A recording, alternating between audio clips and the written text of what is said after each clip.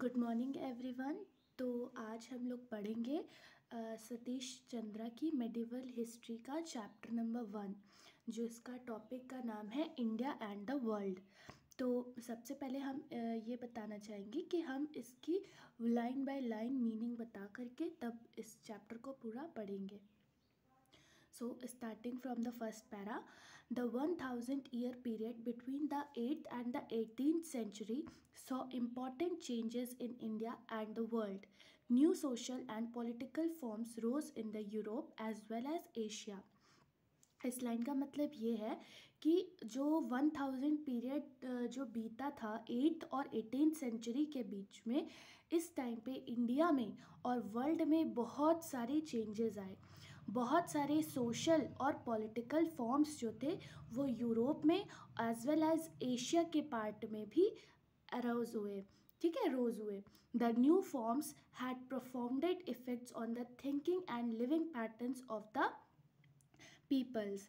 तो इस लाइन का मतलब ये है कि बहुत सारे न्यू फॉर्म्स भी और बहुत सारे ऐसे इफ़ेक्ट भी देखे गए किस चीज़ में, लोगों की थिंकिंग में, लोगों के रहने सहने के ढंगों में बहुत सारे अंतर देखे गए। कहाँ पे? Europe as well as Asia में भी, these as well as India में भी।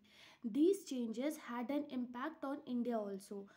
और इन सब चीज़ों में जो चेंजेस हुआ यूरोप और एशिया में ही इंडिया आता है, ये जितने भी चेंजेस हुए इन सब का असर इंडिया पे भी बहुत ज़्यादा हुआ। क्यों?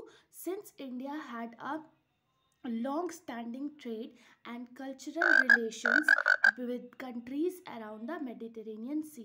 जो मेडिटेरेनियन सी के पास में कंट्रीज़ हैं और जो भी कंट्रीज़ यूरोप में, एशिया में बाकी कंट्रीज़ हैं, उनका इफ़ेक्ट।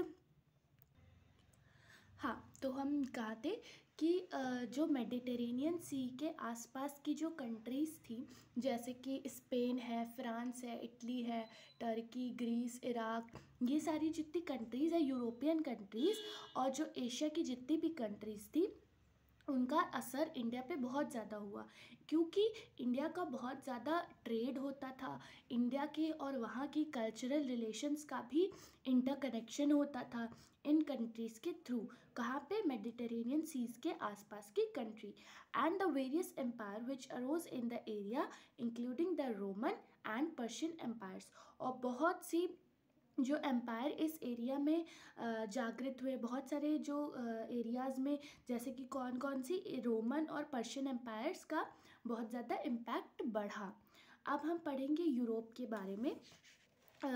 द यूरोप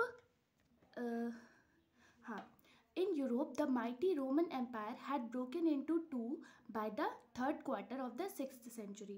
अब हमने ये 8th और 18th सेंचुरी के बीच की बात कर रही, इसका ओवरव्यू हमने कैसे देखा। अब हम इसके बीच में क्या क्या हुआ, क्या डार्क एज आया, इन सब चीज़ के बारे में देखेंगे। यूरोप में रोमन एम्पायर जो था वो दो भाग में बट गया। कौन कौन सा? ईस्टर्न और वेस्टर्न रोमन एम्पायर में, ठीक है। अब हम इसके बीच की बात करेंगे।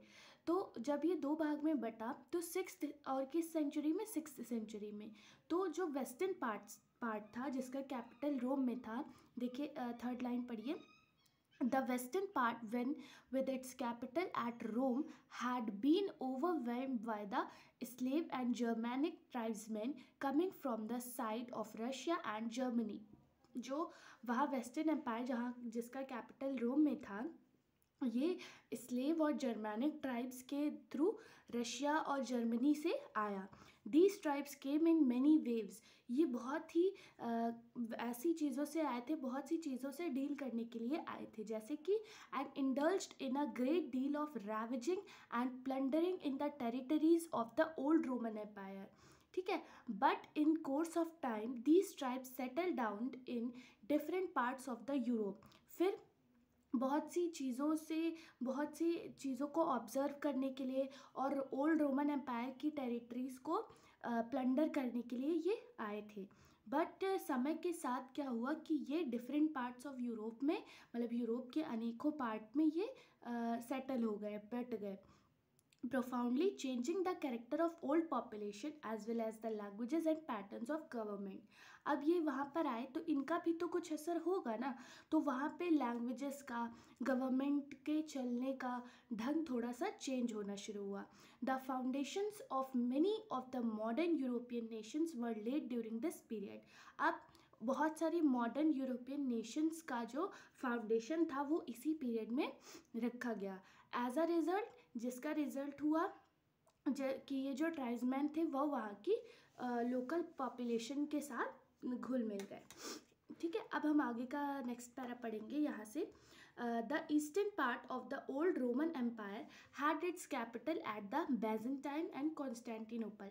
अब हम इस आगे भी इसी के बारे में पढ़ेंगे कुछ कुछ, कि जो दूसरा पार्ट था ईस्टर्न पार्ट, अब हम उसके बारे में थोड़ा सा पढ़ेंगे। The eastern part of the old Roman empire, जो ओल्ड रोमन एम्पायर का ईस्टर्न पार्ट था उसका कैपिटल बैजेंटियम पड़ा। ठीक है, हम आगे इसको बैजेंटियम के ही नाम से पढ़ेंगे, इसीलिए हम केवल यही पढ़ रहे हैं। This empire called the Byzantine empire, और इसका क्या नाम पड़ा, बैजेंटाइन एम्पायर पड़ा। Included most of the eastern Europe as well as the modern Turkey. और इसमें कौन सा पार्ट था, बहुत ईस्टर्न यूरोप का बहुत सारा पार्ट आया, और आज के समय का जो मॉडर्न टर्की है वो सीरिया, नॉर्थ अफ्रीका और कुछ पार्ट इंक्लूडिंग इजिप्ट भी आया। It continued many of the traditions of the Roman empire, और जो रोमन एम्पायर के बहुत से ट्रेडिशंस थे वो भी यहाँ पर चलना शुरू हुए। Such as a strong monarchy and a highly centralised administration, और वहाँ पे सेंटर के पास ज़्यादा पावर हुई, हेंस मोनार्की अराइज हुई। However, in belief and rituals, it had many differences with the Catholic Church in the West.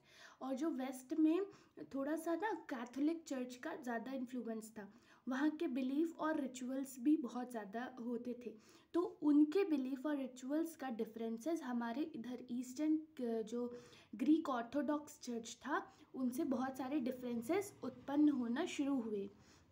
ठीक है, which had its headquarter at Rome, जिसका हेडक्वार्टर रोम में था, Catholic church in the west का वो। The church in the east was called the Greek Orthodox church, और जो church east में था उसका नाम था ग्रीक ऑर्थोडॉक्स चर्च। क्यों, it was due to the efforts and those of the Byzantine rulers that Russia was converted into Christianity. क्यों, इनका एफर्ट ये रहता था कि ये जो बैजेंटाइन रूलर्स हैं ये चाहते थे कि that Russia was converted to Christianity, Russia को पूरी तरह से क्रिश्चियनिटी में कन्वर्ट कर दिया जाए। अब हम नेक्स्ट पेज पे चलेंगे। द बैजेंटाइन एम्पायर, एक minute, let me settle it.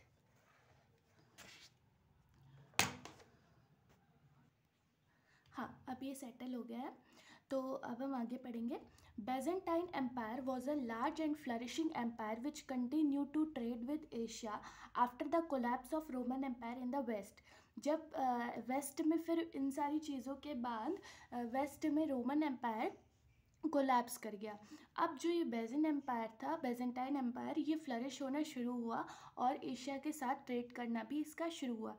It created traditions of government and culture, इसने ऐसी गवर्नमेंट, ऐसा कल्चर ट्रेडिशनल वाला थोड़ा सा स्टार्ट किया। Many of which were later absorb by the Arabs when they were over ran Syria and Egypt. जब वो Syria और इजिप्ट से हटे तो जो अरब्स थे वो भी इस चीज़ को अडॉप्ट करने लगे। It acted as a bridge between the Greco Roman civilisation and the Arab world, और ये यही एक ऐसा पार्ट था यहाँ से जहाँ पे एक ग्रीक रोमन सिविलाइजेशन और अरब वर्ल्ड के बीच में एक ब्रिज बना। ठीक है, एक कनेक्शन बना। And later helped in the revival of Greek learning in the west, और फिर एक ग्रीक लर्निंग वेस्ट में शुरू हुई, मतलब एक बहुत ही चेंजेस शुरू होना स्टार्ट हुए। It disappeared finally in the middle of 15th century. अब हमने पहले बताया था ना कि हम 8 से 18 सेंचुरी के बीच की बात कर रहे हैं। अब हम पहुंच चुके हैं 15th सेंचुरी में। मिडिल ऑफ 15th सेंचुरी में इस एम्पायर का, बैजेंटाइन एम्पायर्स का जो था पूरा एम्पायर वो ख़त्म होना शुरू हो गया। और क्यों, क्योंकि ये टर्क्स की तरफ ज़्यादा झुक गए थे। For centuries after the collapse of the Roman empire in the west, जब रोमन एम्पायर कोलैप्स हुआ था वेस्ट में, the cities virtually disappeared in the western Europe, फिर जो सिटीज़ वहाँ पर थी वो डिसअपियर होना शुरू हो गई थी.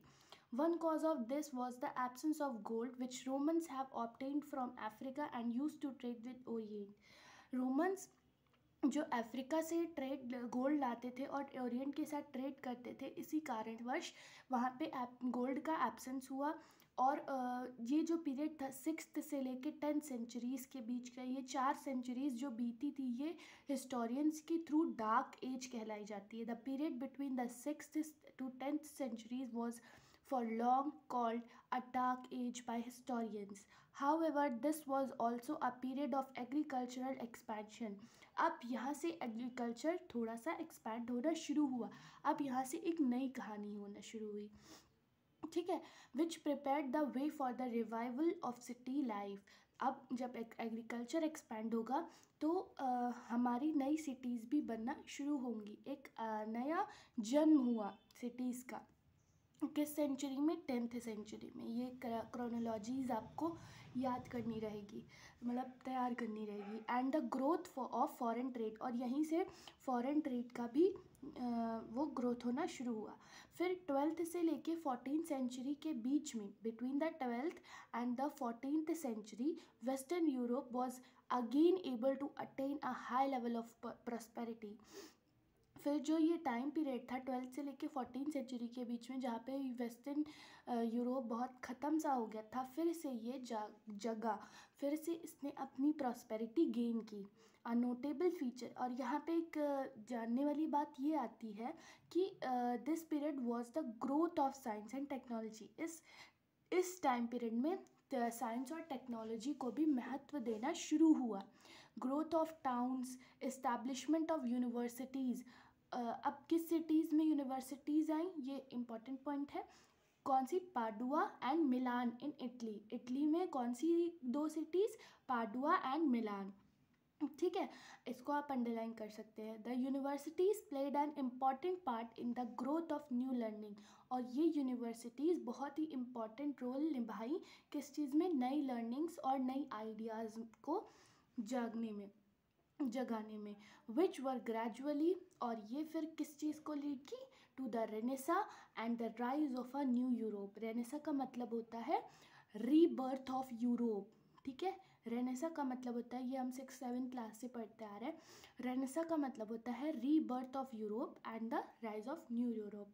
मतलब डार्क एज जो चली थी 6th से लेके 10th सेंचुरीज़ के बीच में, हिस्टोरियंस के द्वारा जो कहा जाता है, उसके बाद ये जो पीरियड था ये रीबर्थ था यूरोप का. अब अगले टॉपिक हम पढ़ेंगे ग्रोथ ऑफ फ्यूडलिज्म, जो कि ये है पूरा. अब हम नेक्स्ट वीडियो में इसको पढ़ेंगे. Thank you. अगर आपको वीडियो अच्छी लगी हो तो लाइक करें प्लीज़.